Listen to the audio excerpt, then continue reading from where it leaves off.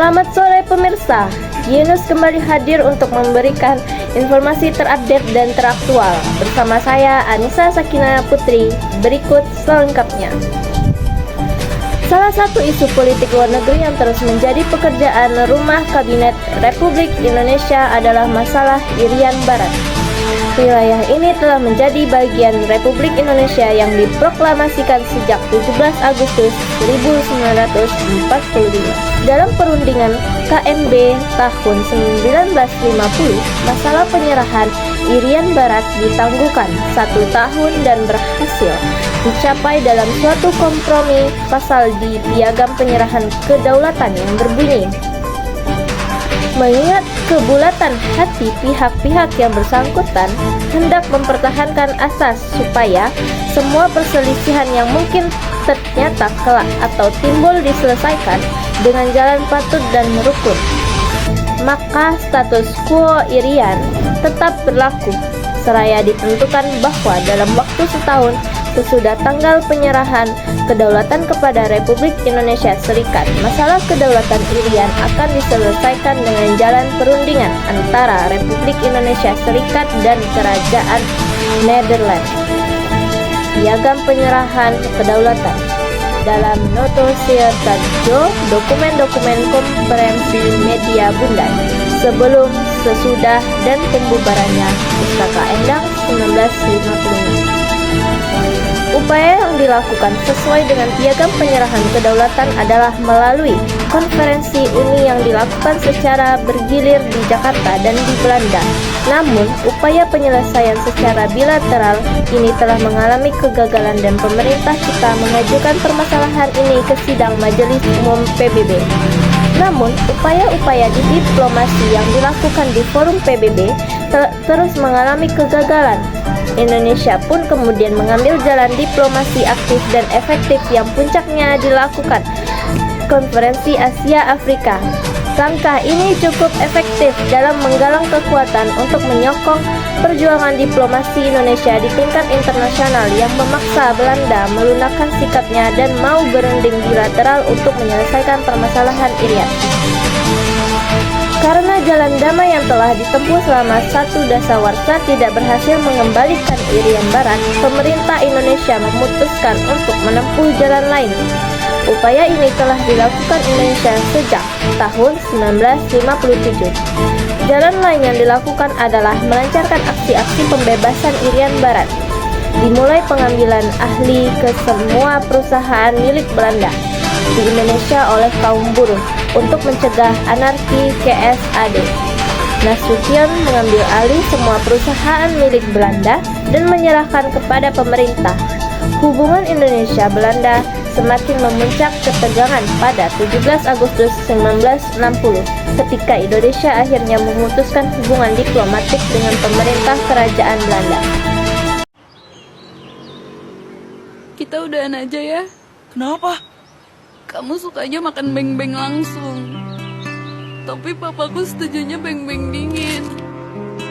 Maafin aku. Beng-beng, 4 kelezatan dalam 1 gigitan. Beng-beng memang satu, Makannya yang beda. haruskah kita lantas bisa meski sama-sama suka beng-beng? Yunus kembali hadir untuk menyampaikan sebuah informasi tentang pembebasan Irian Barat. Saya Dewa Salsa Aprilia. Berikut selengkapnya. Perebutan kembali Irian Barat merupakan suatu tuntutan konstitusi sesuai dengan cita-cita kemerdekaan Indonesia 17 Agustus 1945. Oleh karena itu, segala upaya telah dilakukan dan didukung oleh semua kalangan, baik kalangan politisi maupun militer. Dan oleh karena itu, dalam rangka perjuangan pembebasan Irian Barat, Presiden Soekarno pada tanggal 19 Desember 1961 di depan rapat raksasa di Yogyakarta mengeluarkan suatu komando untuk berkonfrontasi secara militer dengan Belanda yang disebut dengan Trikomando Rakyat atau Tripora. Isi dari Tripora tersebut adalah: 1. Gagalkan pembentukan negara boneka Papua buatan Belanda. 2. Kibarkan sang merah putih di Irian Barat. ketiga, bersiaplah untuk mobilisasi umum guna mempertahankan kemerdekaan dan kesatuan tanah air dan bangsa. Dengan dideklarasikannya Trikora, mulailah konfrontasi total terhadap Belanda di Papua. Langkah pertama yang dilakukan oleh Presiden Soekarno mengeluarkan keputusan Presiden nomor 1 tahun 1962 tanggal 2 Januari 1962 tentang pembentukan Komando Mandala Pembebasan Irian Barat di bawah Komando Mayor Jenderal Soeharto. Sebelum Komando Mandala menjalankan fungsinya, unsur militer Indonesia dari Kesatuan Motor Torpedo Boat MTB telah melakukannya penyusupan ke Irian Barat, namun upaya ini diketahui oleh Belanda sehingga terjadi pertempuran yang tidak seimbang di Laut Aru antara kapal-kapal boat Indonesia dengan kapal-kapal Belanda. Naas kapal MTB Macan Tutul berhasil ditembak Belanda sehingga kapal terbakar dan tenggelam. Peristiwa ini memakan korban Komodor Yos Sudarso, Deputi KSAL, dan Kapten Wiranto yang gugur bersamaan. Dan dengan tenggelamnya MTB Macan Tutul, pemerintah Belanda pada mulanya menganggap enteng kekuatan militer di bawah Komando Mandala. Belanda menganggap bahwa pasukan Indonesia tidak akan mampu melakukan infiltrasi ke wilayah Irian, namun ketika operasi infiltrasi Indonesia berhasil merebut dan menduduki kota Teminabuan, Belanda terpaksa bersedia kembali untuk duduk bersunding guna menyelesaikan sengketa Irian. Tindakan Indonesia membuat para pendukung Belanda di PBB menyadari bahwa tuntutan pemimpin Indonesia bukan suatu yang main-main.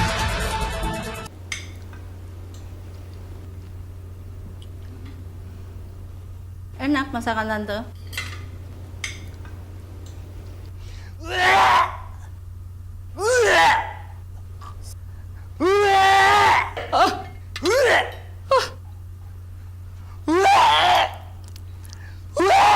Mau lebih enak didengar?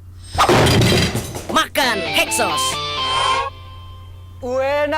Yenus kembali dengan informasinya mengenai pembebasan Irian Barat. Bersama saya Icika Septia, simak dan saksikan. Soekarno dalam pidatonya tanggal 30 September 1960 di depan sidang Majelis Umum PBB menegaskan kembali sikapnya tentang upaya mengembalikan Irian Barat kepada Kesatuan RI. Dalam pidato yang berjudul Membangun Dunia Kembali, Soekarno menegaskan bahwa kami telah berusaha untuk menyelesaikan masalah Irian Barat. Kami telah berusaha dengan sungguh-sungguh dan dengan penuh kesabaran, dengan penuh toleransi, dan dengan penuh harapan. Kami telah berusaha untuk mengadakan perunding-undingan. Bila telar harapannya lenyap, kesabarannya hilang, bahkan toleransi pun mencapai batasnya. Semua itu kini telah habis dan Belanda tidak memberikan alternatif lain kecuali memperkeras sikap kami. Sketsa Perjalanan Bangsa Berdemokrasi Depkominfo 2005. Pidato Presiden Soekarno itu membawa dampak kepada dibuka kembalinya perdebatan Irian Barat di PBB. Usulan yang muncul dari perdebatan itu adalah agar pihak Belanda menyerahkan kedaulatan Irian Barat kepada Republik Indonesia. Penyerahan ini dilakukan melalui PBB dalam waktu 2 tahun. Usulan ini datang dari wakil Amerika Serikat di PBB, Elwood Winter. Usulan itu secara prinsip disetujui oleh pemerintah Indonesia, namun dengan waktu yang lebih singkat.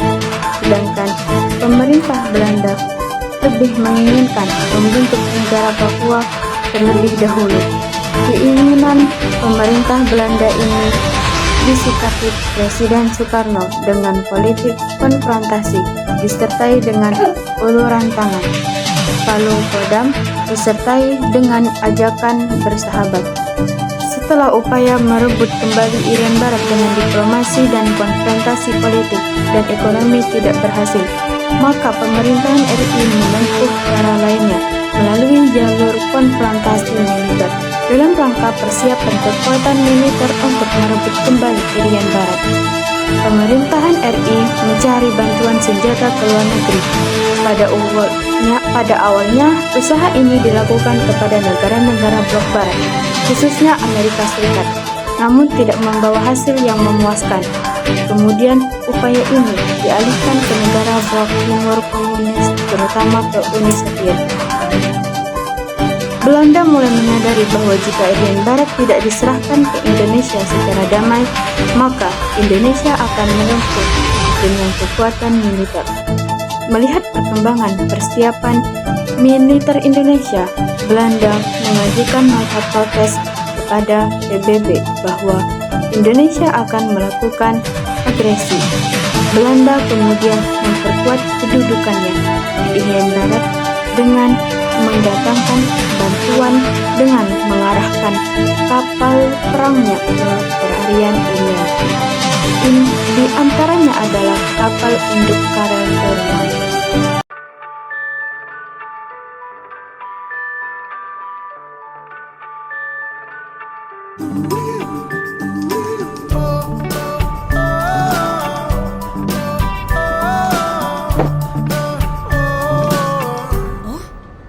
Happy hour.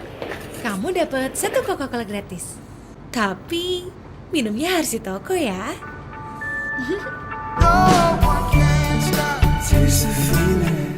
Halo semuanya, Yenyus kembali hadir untuk memberitakan berita terkini seputar Indonesia. Hari ini saya Rahan Ramadan sebagai presenter akan membawakan materi sebelumnya, yakni pembebasan Irian Barat dari Indonesia. Oke, di sisi lain pemerintahan Amerika Serikat juga menekan pemerintah Belanda untuk kembali berunding agar Amerika Serikat dan Uni Soviet tidak terseret dalam suatu konfrontasi langsung di Pasifik Barat Daya. Amerika Serikat juga punya kepentingan dengan kebijakan politik di luar negeri, membendung arus komunis di wilayah ini. Akhirnya pada tanggal 15 Agustus 1962 ditandatangani perjanjian antara pemerintah Indonesia dengan pemerintahan Belanda di New York. Hal ini dikenal sebagai perjanjian New York. Perjanjian ini adalah penyerahan pemerintahan di Irian dari pihak Belanda ke PBB. Untuk kepentingan ini kemudian dibentuk United Nations Temporary Executive Authority yang kemudian akan menyerahkan Irian Barat ke pemerintahan Indonesia sebelum tanggal 1 Mei 1963 berdasarkan perjanjian New York. Pemerintah Indonesia punya kewajiban untuk penyelenggaraan penentuan pendapat rakyat PEPERA di Irian Barat sebelum akhir 1969. Dengan ketentuan, kedua belah pihak harus menerima apapun hasil dari PEPERA tersebut. Tindakan lanjut berikutnya adalah pemulihan hubungan Indonesia-Belanda yang dilakukan pada tahun 1963 dengan membuka kembali kedutaan Belanda di Jakarta dan kedutaan Indonesia di Den Haag, sesuai dengan perjanjian New York pada tanggal 1 Mei 1963. Secara resmi dilakukan penyerahan kekuasaan pemerintahan Irian Barat dari UNTA kepada pemerintahan Republik Indonesia di Kota Baru atau Hollandia atau Jayapura. Titik kembalinya Irian ke pangkuan RI, berakhirlah perjuangan merebutkan Irian Barat sebagai tindakan lanjut dari perjanjian New York. Pemerintahan Indonesia melaksanakan tugas untuk melaksanakan Act Free Choice atau penentuan pendapat rakyat PEPERA. Pemerintahan Indonesia menjalankan dalam 3 tahap. 3 tahapan ini sukses dijalankan oleh pemerintah Indonesia dan hasil dari PEPERA kemudian dibawa oleh Duta Besar Artisans ke New York untuk dilaporkan ke sidang umum Dewan Keamanan PBB. Pada tanggal 19 November 1999, sidang umum PBB ke-29 menerima hasil PEPERA yang telah dilakukan Indonesia. Karena sudah sesuai dengan isi perjanjian New York, sejak saat itulah Indonesia secara de jure dan de facto memperoleh kembali Irian Barat sebagai bagian negara. Oke, ini adalah pembahasan terakhir dari saya. Saya tutup. Selamat kembali lagi.